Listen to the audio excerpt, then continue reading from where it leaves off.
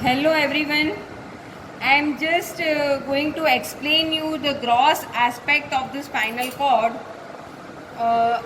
This is here we have dissected the cerebrum, whole central nervous system. Here you can able to see the cerebrum. This one is the cerebellum, and here you can able to see the medulla oblongata, which is then continuous as a spinal cord, right? So this is the whole central nervous system, and you can able to see that this is the spinal cord, which is the part, long cylindrical lower part of the central nervous system, that we called it as a spinal cord. And the spinal cord, it is continuous from the lower border of the medulla oblongata. If we see the upper end of the spinal cord, this is here you can able to see these are the spinal nerves which are emerging out from the spinal cord. So whatever the imaginary line that is passing just rostral to this first spinal nerve, from where the spinal cord begins, and it ends as a in the lower part as a tapering manner. And here you can able to see the spinal cord ends in a tapering manner,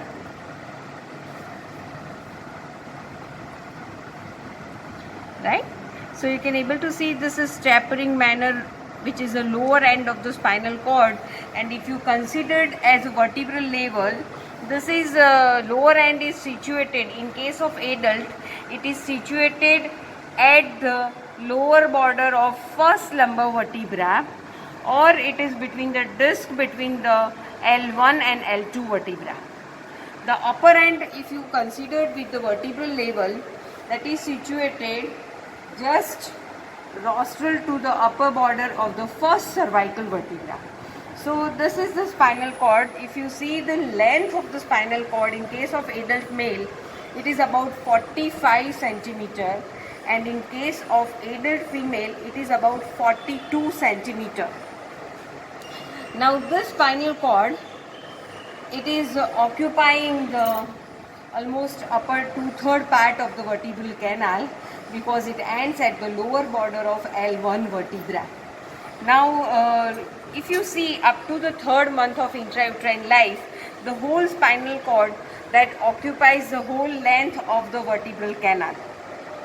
But as the development progresses, the spinal cord grows little bit slower compared to the growth of the vertebral column, and that's why it ends at a higher level.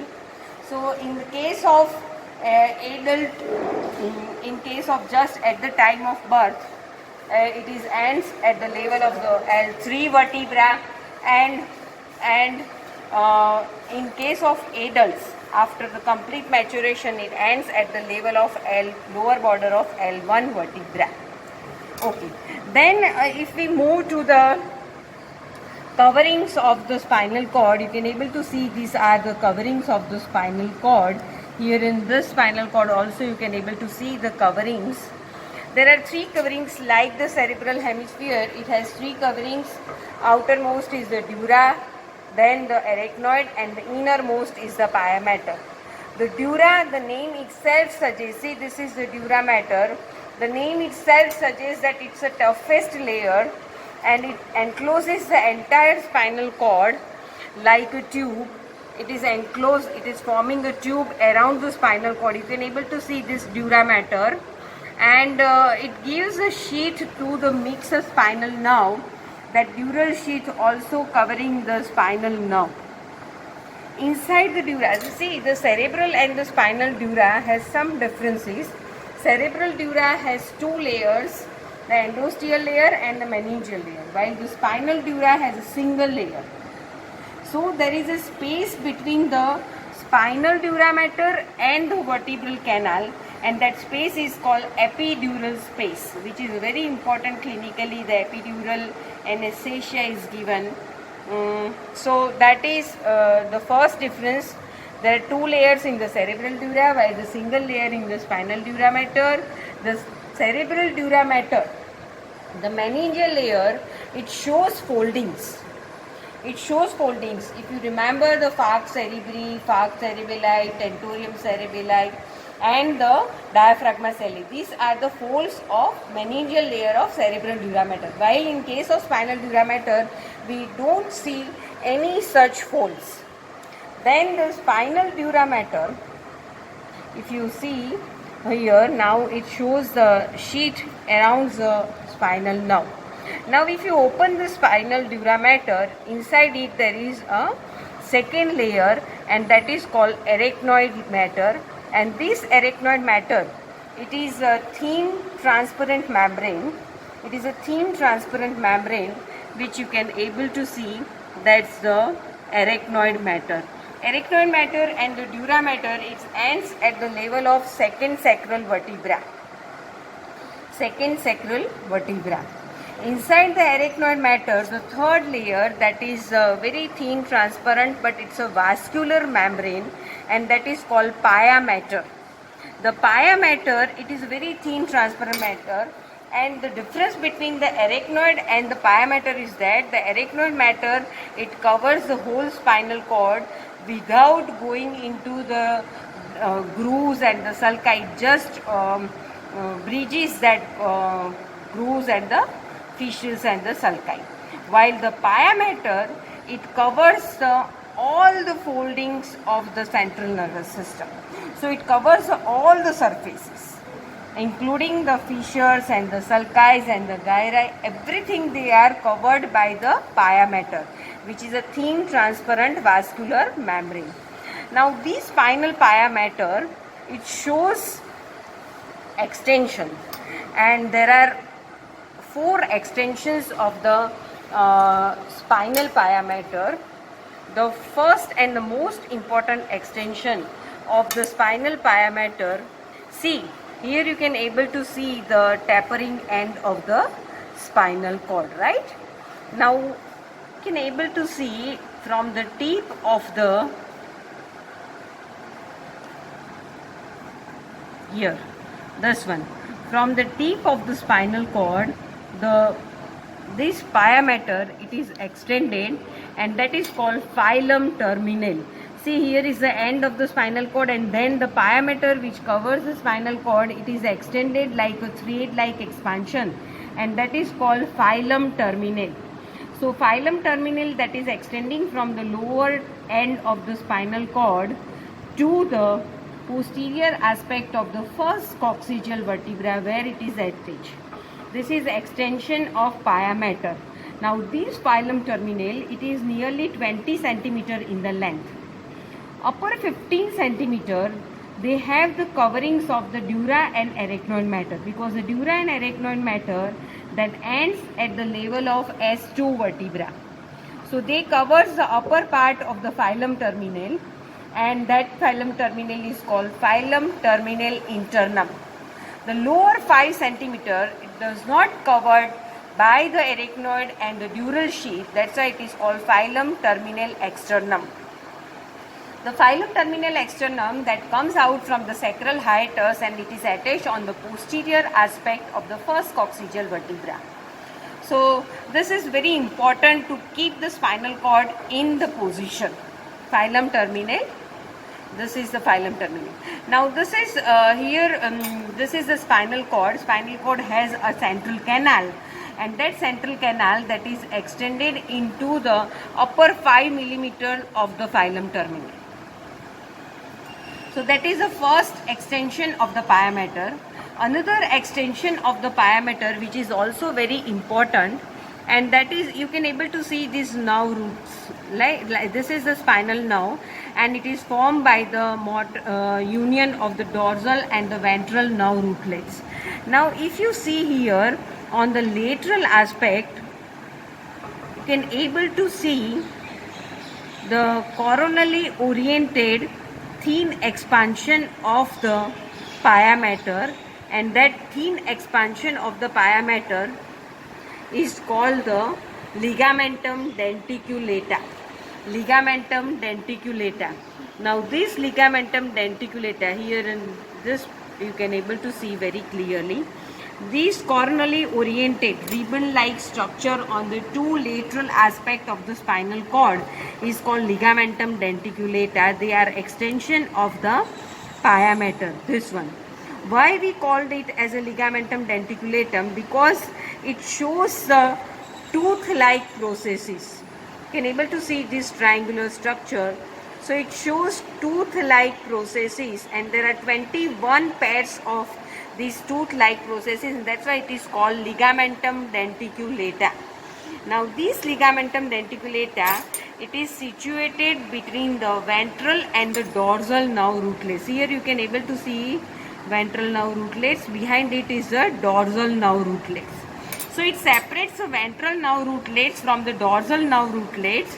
So it is very important surgically. The neurosurgeons, if they want to cut the dorsal nerve rootlets or the ventral nerve rootlets, they are identified that rootlets by the ligamentum denticulata. So it's a very important surgically, clinically. Okay, so the last pair of this ligamentum denticulata, it is a fork shape. It is not a triangular shape. Rest all are triangular in the shape. Here also in this you can able to see if we cut it. Otherwise you can able to see here, these are the ligamentum denticulata, which is situated between the ventral and dorsal nerve rootlets.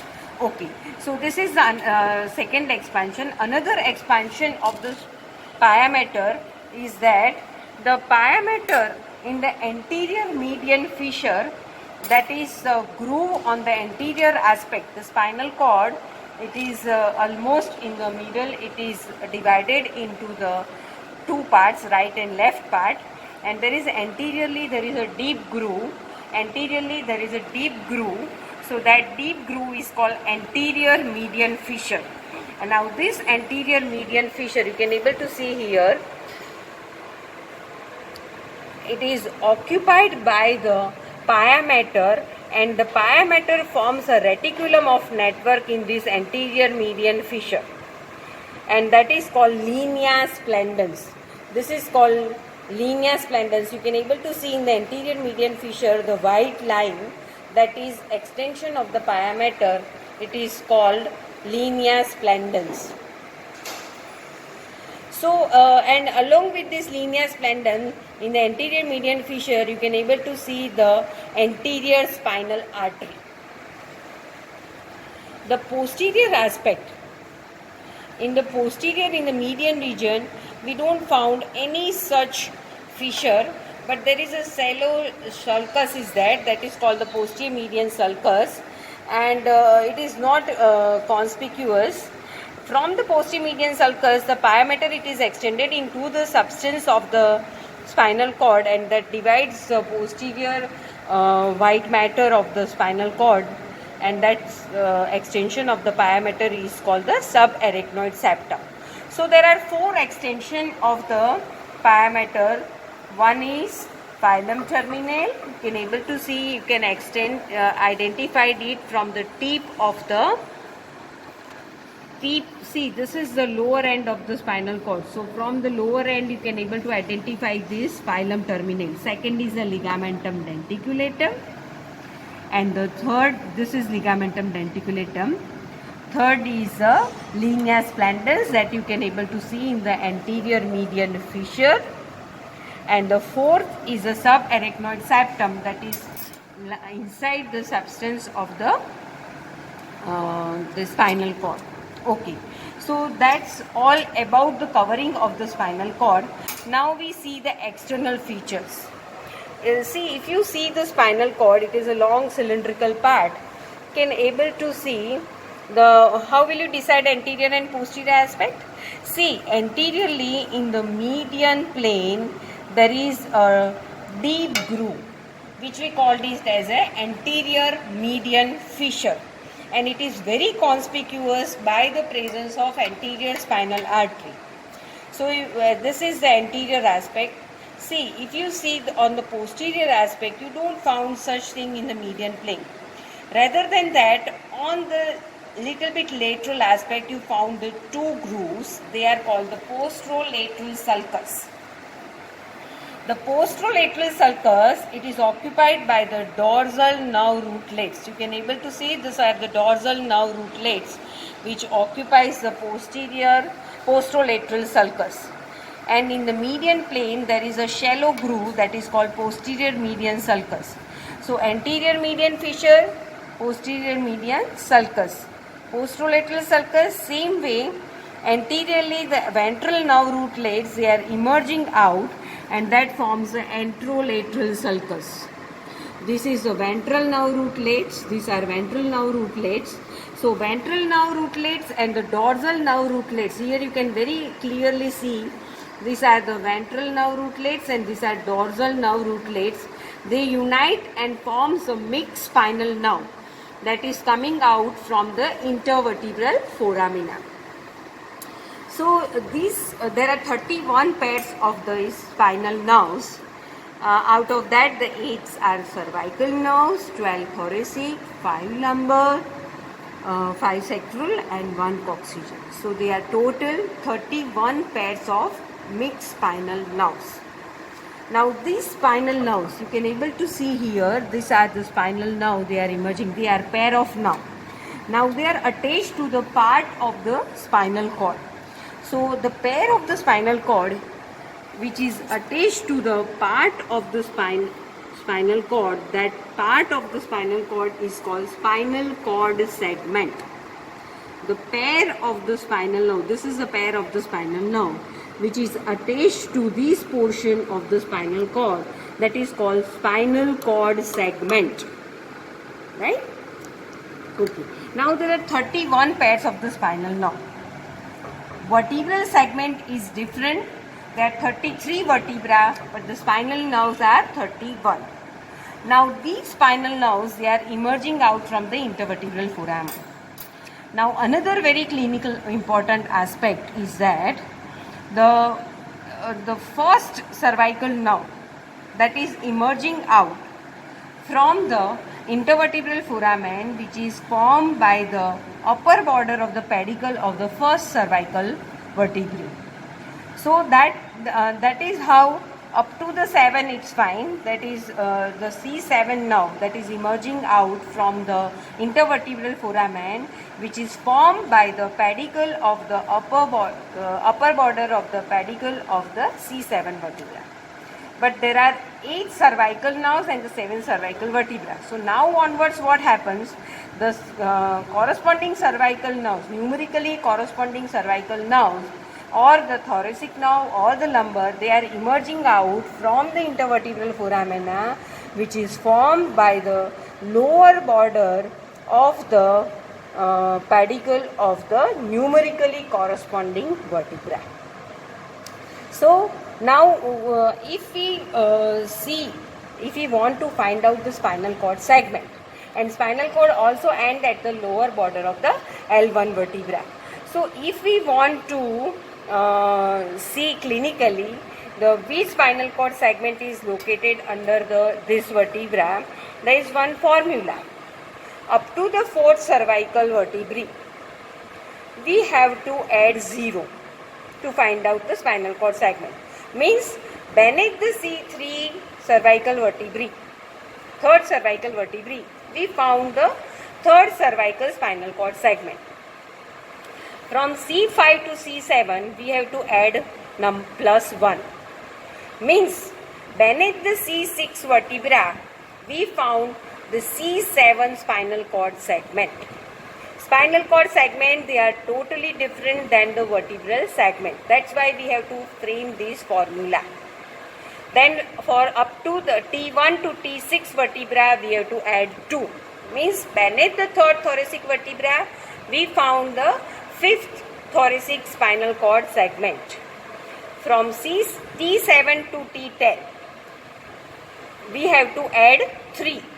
Means if we open the 9th thoracic vertebra, we found the 12th thoracic spinal cord segment beneath it. At the level of the first lumbar vertebra, at the T11 vertebra, we have to add 4. At the 12th thoracic vertebra, we have to add 6. and at the level of the first lumbar vertebra, whatever the rest of the spinal cord segments, they are located at the first lumbar vertebral level. So this is the general calculation. It is given in many books, so you can find out in the books as well. Now there is, so these are the pair of the spinal nerves you have seen. Now what happens? Spinal cord ends at the level of L1 vertebra, but there are the lower 4 lumbar, 5 sacral and the coccygeal nerves. They have to form the spinal nerves, and they have to emerge out from the numerically corresponding vertebra. So what happens? These lower 4 lumbar, 5 sacral and the 1 coccygeal nerves, they have an oblique course to reach their intervertebral foramina, and that forms a bunch of nerves. See here, you can able to see bunch of nerves at just below the lower end of the spinal cord. Along with the phylum terminal, it forms a bunch of nerves. So this bunch of nerves along with the phylum terminal, it looks like a tail of a horse. That is caudal end of the horse. Synonym of the horse is equinus, and that's why this one is called the cauda equina. Cauda equina. You can able to see this is a phylum terminal. This one. This is the phylum terminal, and these are the lower 4 lumbar, 5 sacral and the coccygeal nerves. Together they forms the appearance like a tail of a horse. That's why this part is called the cauda equina. And the lower end of the spinal cord, it is slightly dilated, and this dilated end is called the conus medullaris. This one is called the conus medullaris, the lower end of the spinal cord. If we see the spinal cord, the length, it is enlarged in the cervical part as well as it is enlarged in the lumbar region. So that is, if you see the cervical and the wideness, we are talking about the width. So if we think about the why this width is increased in the cervical part, that is called cervical enlargement, and this is called lumbosacral enlargement. That is extending from the C3 to C6 spinal cord segment, and that is this cervical enlargement that is extending from the C4 to T2 spinal cord segment, and that is to accommodate the motor neurons in the ventral horn of the spinal cord for the upper limb to form the brachial plexus. So that is forming that cervical enlargement, and the highest enlargement is at the level of the C6 vertebra. And in case of lumbosacral enlargement, that extending from the L2 to S3 segment of the spinal cord, and that is to accommodate the motor neurons in the ventral horn for the lumbosacral plexus. So that is about the spinal cord and gross aspect of the spinal cords. If you see now here, I just want to focus you on the transverse section of the spinal cord. See, I am just taking here. See, you can able to see the spinal cord. It shows, yes, here you can able to see the white color H-shaped fluid column, that's a gray matter, and outside is a white matter. The spinal cord, it keeps the same developmental aspect of the neural tube. The outside is a white matter and inside is a gray matter. This H-shaped fluid column, that is gray matter, and this is white matter. Now if you see there is anterior, this one is the anterior aspect and this is the posterior aspect. So these are the ventral horn, these are the dorsal horns, and in between that there is a cavity that is called central canal.